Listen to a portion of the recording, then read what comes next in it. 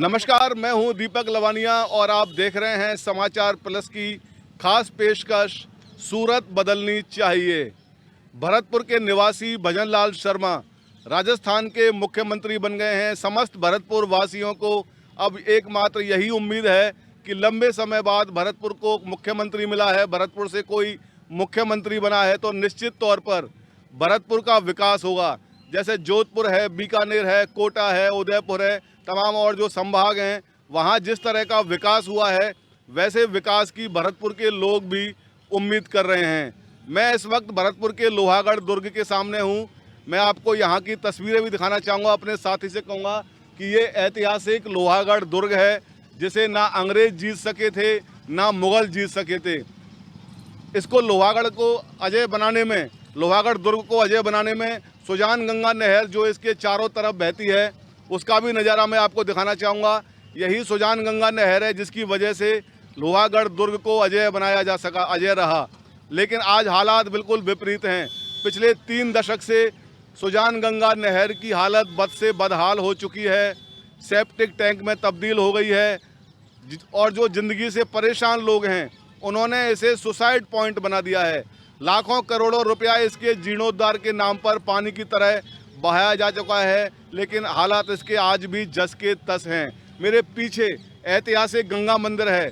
धार्मिक पर्यटन की बात करें तो भरतपुर को धार्मिक पर्यटन से भी जोड़ा जा सकता है। गंगा मंदिर है, लक्ष्मण मंदिर है, श्री बांके बिहारी का मंदिर है और तमाम ऐसे दर्शनीय स्थल हैं जो कि धार्मिक पर्यटन का एक हिस्सा हो सकते हैं। हमारे साथ भरतपुर के नागरिक हैं, कुछ राजनेता भी हैं, वो आज हमारे साथ जुड़ रहे हैं। उनसे भी हम बात करेंगे, उनसे जानना चाहेंगे कि भरतपुर को किस तरह के विकास की आवश्यकता है। चाहे उद्योग धंधों की बात करें, उद्योग धंधे यहाँ पूरी तरह से बंद हैं, बेरोजगारी का आलम है, व्यापारी नेता भी हैं, उनकी भी समस्याएं जानेंगे कि किस तरह की समस्याओं का सामना यहाँ के व्यापारियों को भी करना पड़ता है। नगर निगम में नेता प्रतिपक्ष रहे इंद्रजीत भारद्वाज भूरा जो कि पार्षद रहे हैं कई बार और भरतपुर के जो हालात हैं, जो समस्याएं हैं उनसे भली भांति से वाकिफ़ हैं। इंद्रजीत जी, अब मुख्यमंत्री भरतपुर के बन गए हैं भजनलाल शर्मा, तो किस तरह का विकास की उम्मीद लोगों को यहाँ हो रही है? आज हमारे जो गृह जिले आदरणीय मुख्यमंत्री महोदय का है, भजनलाल जी बने हैं। आज जो भरतपुर में जो विकास की सबसे तगड़ी आ रही है, समग्र विकास इसका होना अति आवश्यक है, क्योंकि पिछले आज़ादी से लेकर आज तक जितना पूर्वी राजस्थान में भरतपुर का पिछड़ापन रहा है, उस पिछड़ेपन को समाप्त करने के लिए हमें समग्र विकास करने की आवश्यकता है, जिसमें चाहे औद्योगिक हो, चाहे व्यापारी वर्ग का मामला हो, चाहे केवलावती घने का हो, चाहे सुजान गंगा नहर का मामला हो। ये ऐसी चीज़ें हैं, जैसे सुजान गंगा है, केवलादेव है, ये पर्यटकों को आकर्षित करने वाली एक चीज़ है। मेरा तो इतना सा ही कहना है कि जैसे सुजान गंगा नहर है, सुजान गंगा नहर के अंदर बिहारी जी का मंदिर है, सामने गंगा मंदिर है। ये एक ऐसी विरासत है कि जो ऑल हिंदुस्तान के अंदर कहीं नहीं मिल सकती, जबकि नहर का ऐसा सिस्टम है इस जगह जो ऑल वर्ल्ड के अंदर इस प्रकार की नहर आपको कहीं देखने को नहीं मिलेगी। मैं ये चाहूँगा कि सुजान गंगा, बिहारी जी गंगा मंदिर, लक्ष्मण मंदिर का एक पर्यटक के रूप में कॉरिडोर इस प्रकार का बनाया जाए। इसके लिए प्राधिकरण की स्थापना हो जिससे कि इसका सामूहिक विकास, समग्र विकास इसका हो। जहाँ इंडस्ट्रीज की बात करें, कभी बाबू राजबहादुर जी के समय पर सिमको थी, GW थी, डालमिया थी, पर्पल पॉटरी थी, लेकिन आज इस उद्योग धंधों को समाप्त होने के पीछे जो कारण है, एक तो सबसे तगड़ा नया उद्योग लगने का कारण है NCR और TTZ। NCR भरतपुर देखिए आप, मथुरा NCR में नहीं है लेकिन भरतपुर को NCR में जोड़ दिया। TTZ की सीमा 45 किलोमीटर है या 79 किलोमीटर, 79 किलोमीटर पर मतलब TTZ लागू हो रहा है। तो इस प्रकार की समस्याएं जो राजस्थान सरकार से लेवल से तय हो सकती हैं। NCR है, TTZ है, NCR के लिए राज्य सरकार से प्रस्ताव राष्ट्रीय राजधानी क्षेत्र जो दिल्ली के अंदर उनका ऑफिस है उसकी बोर्ड के अंदर जाएगा। ये NCR से हटना चाहिए, क्योंकि NCR जब तक रहेगा यहाँ उद्योग धंधों को पर्यावरण प्रदूषण विभाग है जो है वो इनको NOC देने में अड़चन लगाता है। इसलिए और तीसरी बात, अगर यहाँ का औद्योगिक विकास करना है तो हमें नेशनल हाईवे पर 79 किलोमीटर के बाद देहरा मोड़ के आसपास हमें एक नया रिको क्षेत्र हमें डेवलप करने की आवश्यकता है। उसी प्रकार जहाँ भरतपुर का घना, आप देखिए बिगल लागत का विदेशी करेंसी हमको उपलब्ध कराता है जो बहुत पैसा खर्च करने के बाद मिलते हैं, लेकिन आज हमारा घने के अंदर आप देखेंगे जो चिड़ियाएँ कभी आया करती थी आज वो चिड़ियाओं का अभाव है। वो क्या कारण है, उन कारण हमें तलाश करने पड़ेंगे। एक पानी की जो समस्या हमारी ERCP योजना है, यमुना जल का है, यमुना जल का काम रुका पड़ा हुआ है। यमुना जल का काम जो समझौते का पानी आना है, उसके पीछे भी एनसीआर है। क्योंकि एनसीआर की वजह से सुप्रीम कोर्ट ने आदेश दिया है कि जो पेड़ कटेंगे उन पेड़ के 4 गुने पेड़ जब तक नहीं लगेंगे, जब तक आपकी यमुना की जो भरतपुर फीडर की नहर है उसकी खुदाई नहीं होगी। इसी प्रकार ईआरसीपी मैं धन्यवाद देना चाहता हूँ राजस्थान सरकार को, केंद्र सरकार को, कि पूर्व राजस्थान की जो ईस्टर्न कैनाल है उसके लिए वो प्रयास कर रहे हैं, वो तैयार हो रहा है। लेकिन मैं उनसे एक सुझाव और देना चाहता हूँ कि ईआरसीपी के अंदर हमारा अजान वन, अजान लोअर, अजान अपर और सीकरी बांध, इनको बंदवारहटा इनको जोड़ा गया है, लेकिन लालपुर का बांध नहीं जोड़ा है, भटावली का बांध नहीं जोड़ा है, न बाणगंगा को जोड़ा है, न गंभीर को जोड़ा है। मैं ये चाहूँगा कि ईआरसीपी की जो डीपीआर तैयार हो रही है उसमें इनको अगर जोड़ दिया जाता है तो निश्चित है भरतपुर के अंदर सिंचाई की और पेयजल की समस्या का समाधान हो सकता है। बिल्कुल, इंद्रजीत भारद्वाज नेता प्रतिपक्ष नगर निगम के बता रहे हैं कि चाहे ईआरसीपी का मुद्दा हो, चाहे टीटीजेड का, चाहे एनसीआर का, इन समस्याओं का समाधान होना चाहिए। भाजपा के नेता हैं शैलेश कौशिक, पूर्व में पार्षद भी रहे हैं। शैलेश जी, एक जमाना था कि भरतपुर में GEW, Dalmia dairy, Simco wagon factory, तमाम फैक्ट्रियां थी, सब बंद हो गई हैं। उद्योग धंधे पूरी तरह से चौपट हो गए हैं, बेरोजगारी का आलम हो गया है, और बेरोजगारी बढ़ी है तो अपराध भी एक साथ यहाँ उसका ग्राफ अप हुआ है। पिछले दिनों आपने देखा होगा किस तरह की घटनाएं यहाँ हुई हैं। इसको लेकर क्या उम्मीद है कि भरतपुर का ये जो समस्या है इनका समापन हो पाएगा? देखिए, निश्चित रूप से दीपक जी, किसी भी ज़िले के विकास के लिए, किसी भी क्षेत्र के विकास के लिए रोज़गार बहुत बड़ी उपलब्धि होती है, रोज़गार की बहुत बड़ी आवश्यकता होती है। जब बेरोजगारी होती है तो कहीं ना कहीं क्राइम बढ़ता है।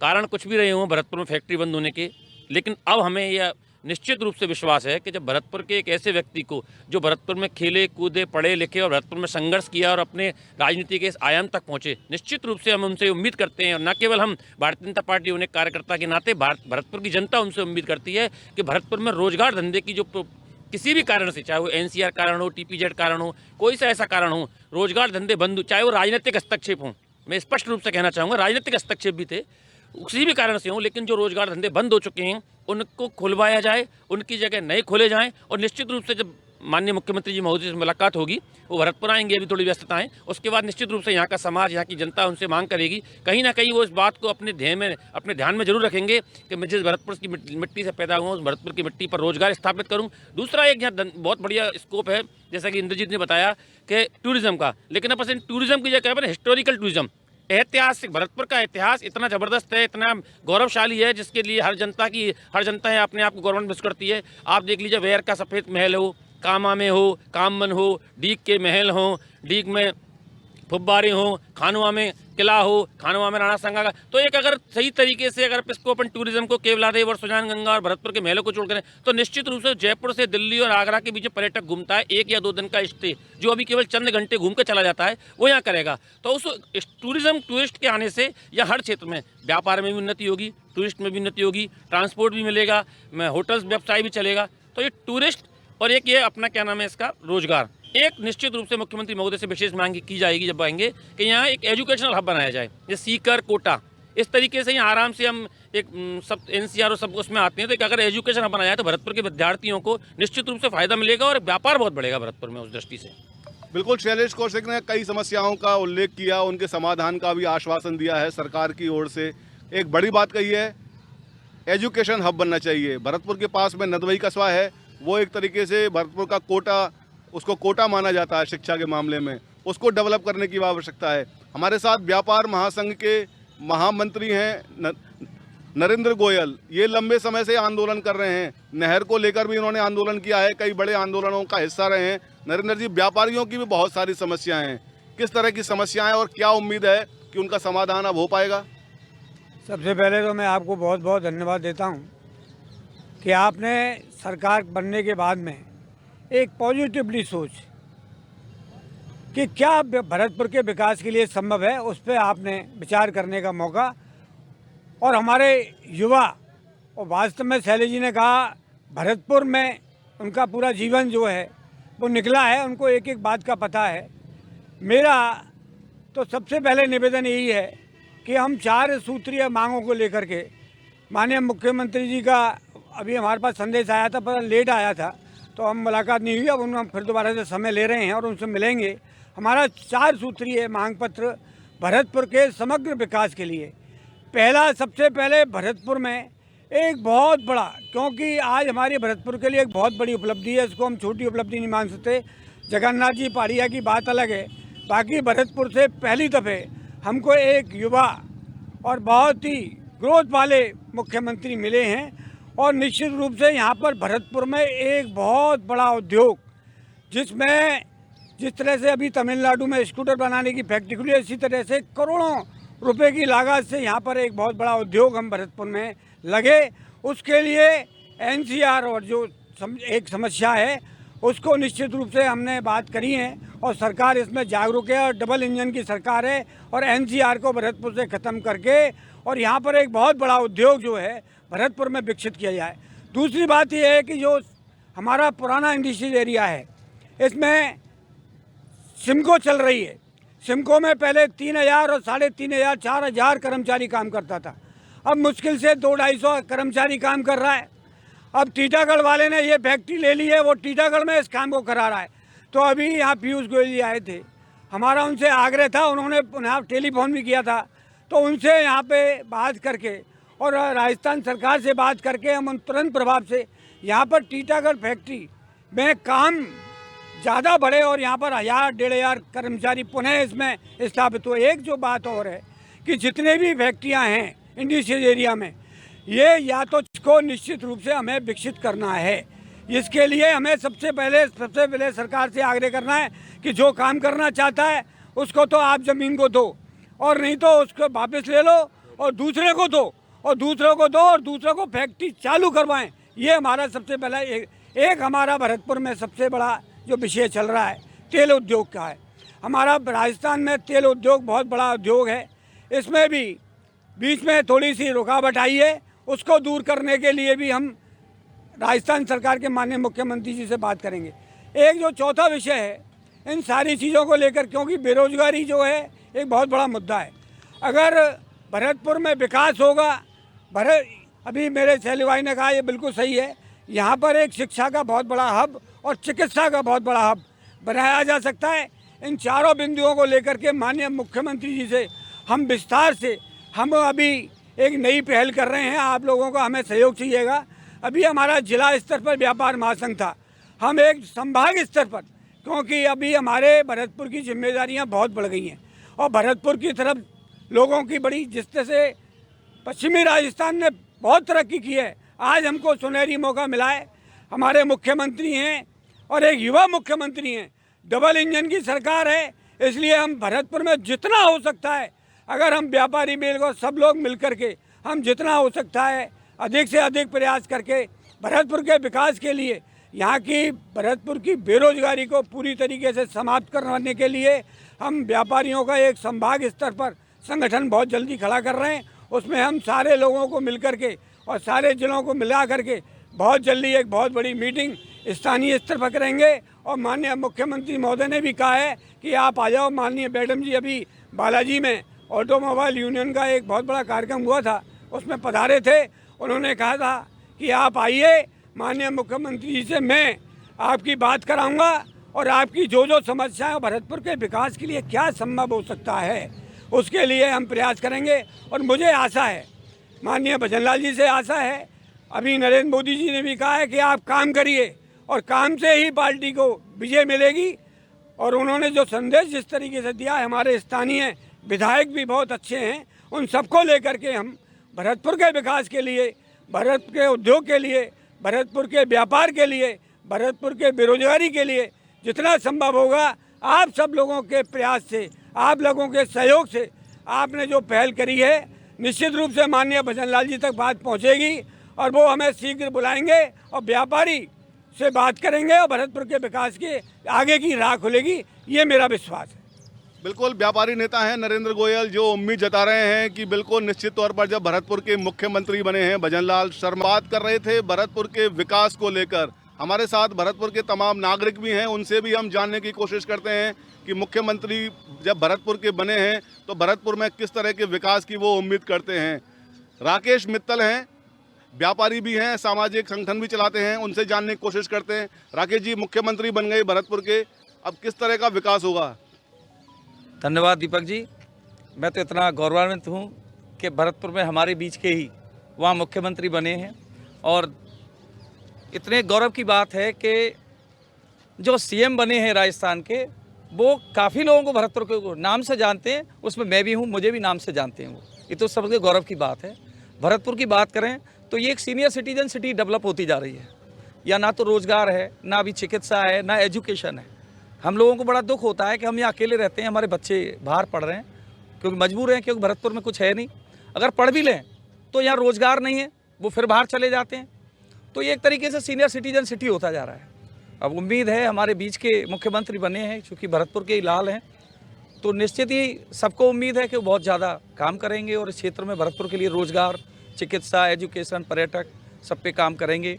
आप देखिए बरसों से ये नहर, एक सेप्टिक टैंक बन रहा है जो आपने पहले बताया, तो इसके एक पैरेलल जो रोड हैं सारे बंद हो चुके हैं डेवलप गिरने से।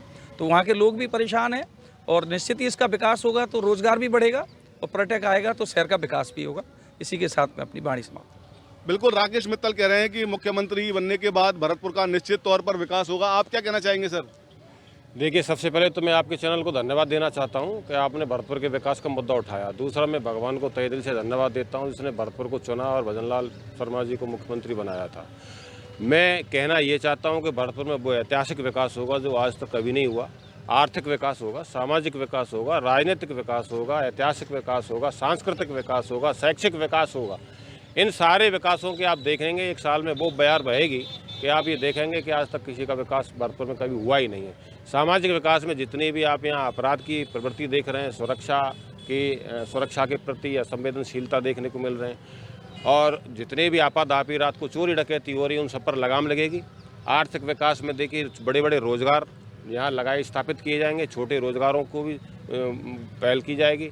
और ऐतिहासिक विकास में जितने भी सांस्कृतिक, सामाजिक पर्यटन स्थल हैं उनकी सुरक्षा की जाएगी, उनकी मरम्मत की जाएगी, उनको पर्यटन के लिए अच्छी तरह खोला जाएगा, उनको मुकाम, एक ऐतिहासिक मुकाम हासिल किया जाएगा। उसके लिए शैक्षिक विकास में भरतपुर में वो शैक्षिक व्यवस्था होगी जो आज तक नहीं हुई कभी।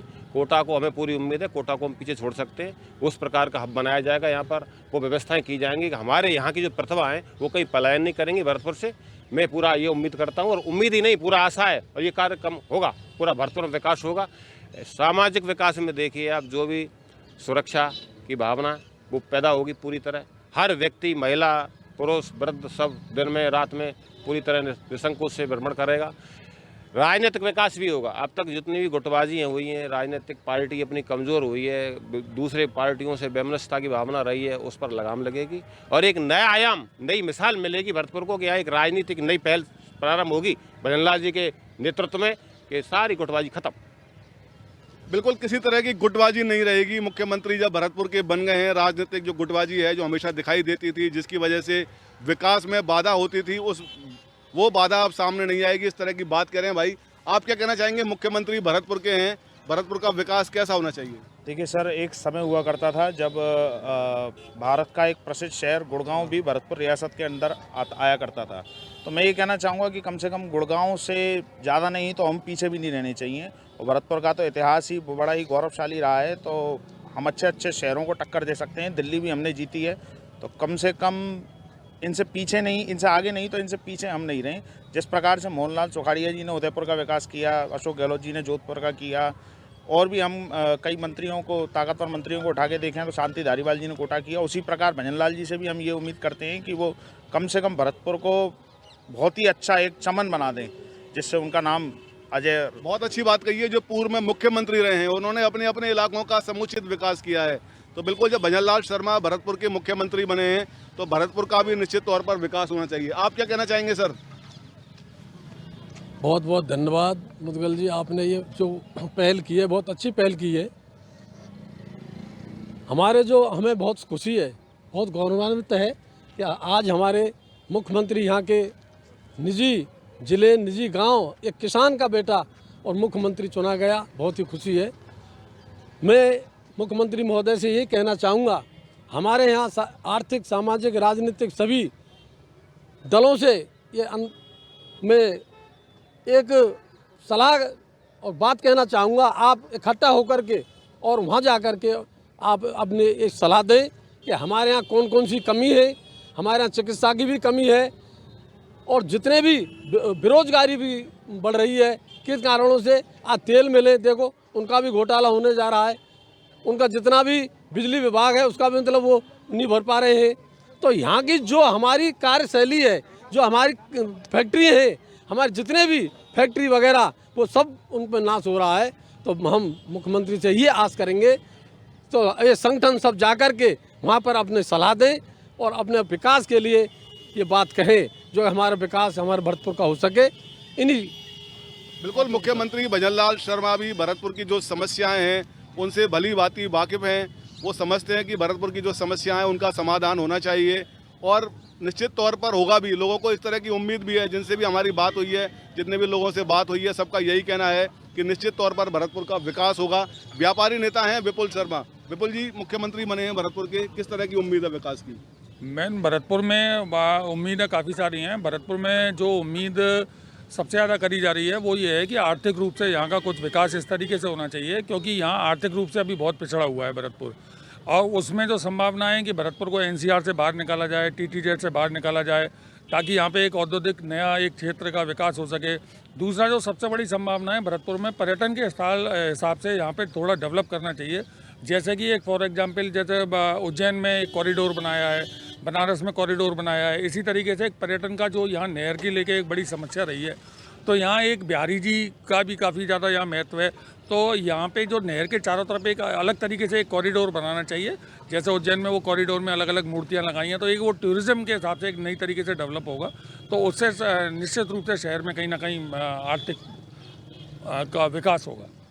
तो बिल्कुल ये हमारे साथ थे भरतपुर के व्यापारी, भरतपुर के राजनेता, भरतपुर के नागरिक, जो कह रहे हैं कि भजनलाल शर्मा भरतपुर के निवासी मुख्यमंत्री बने हैं तो निश्चित तौर पर भरतपुर का विकास होगा। चाहे उद्योग धंधों की बात हो, चाहे पर्यटन की बात हो, चाहे शिक्षा की बात हो, चाहे स्वास्थ्य की बात हो, सभी क्षेत्रों में भरतपुर जो पिछड़ा हुआ था वो अब इन सभी क्षेत्रों में अग्रणी होगा।